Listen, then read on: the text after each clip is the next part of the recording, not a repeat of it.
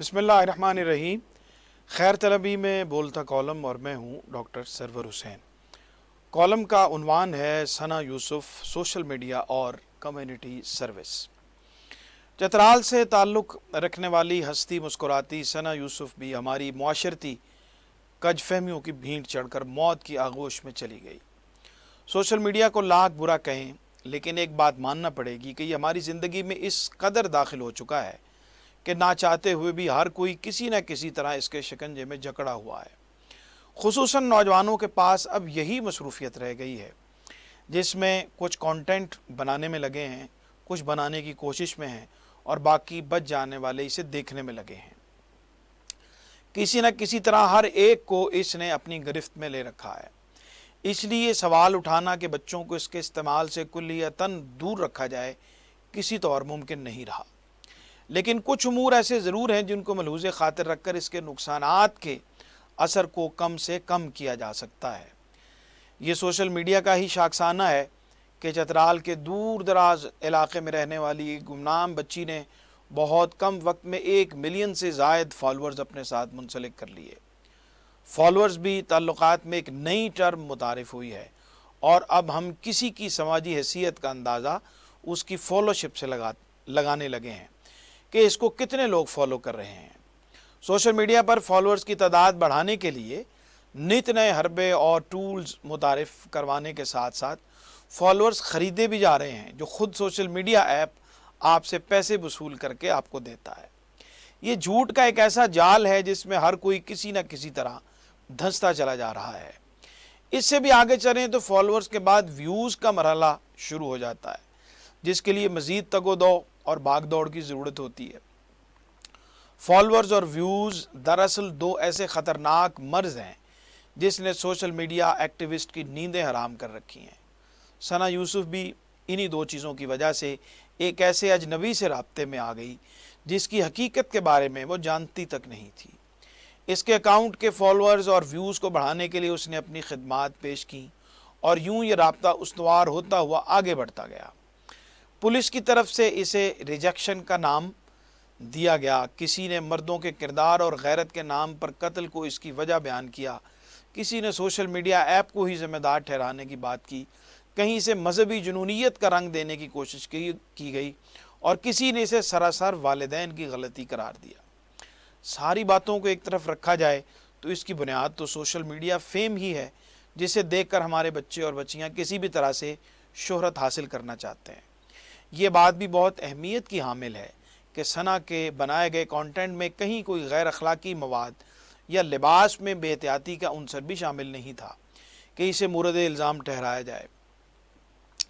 इस साने में दोनों घरानों के वालिदैन का किरदार सबसे ज़्यादा नुमायाँ है, जिसमें कातिल के वालिद की बेटी की मसरूफियात से लाइल्मी और मकतूला के वालिदैन की बच्ची के सोशल मीडिया राब्तों से अदम तवज्जी बुनियादी वजह है।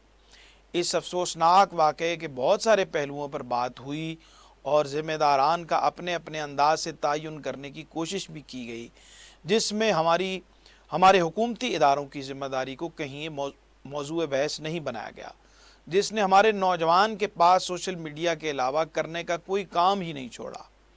जवानी की दहलीज पर कदम रखने से कबल किसी सतह पर इसकी ज़हनी, अखलाकी और समाजी शऊर की तरबियत का सिरे से कोई इंतज़ाम ही मौजूद नहीं है।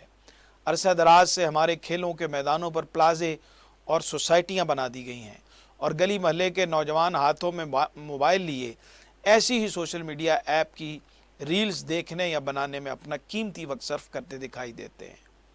दुनिया के बहुत से ममालिक में नौजवानों को शनाख्ती कार्ड और खुसूसन पासपोर्ट के हुसूल से कबल कम्युनिटी सर्विस में खिदमात सर अंजाम देना होती हैं, जिसमें इनके अंदर अपनी कौम और मुल्क के लिए काम करने का एक जज्बा भी पैदा होता है और वो उम्र के इस अहम तरीन हिस्से में कम्युनिटी सर्विस के ज़रिए अखलाकी तौर पर ख़ुद को बेहतर बनाने की तरफ पेशकदमी करते हैं।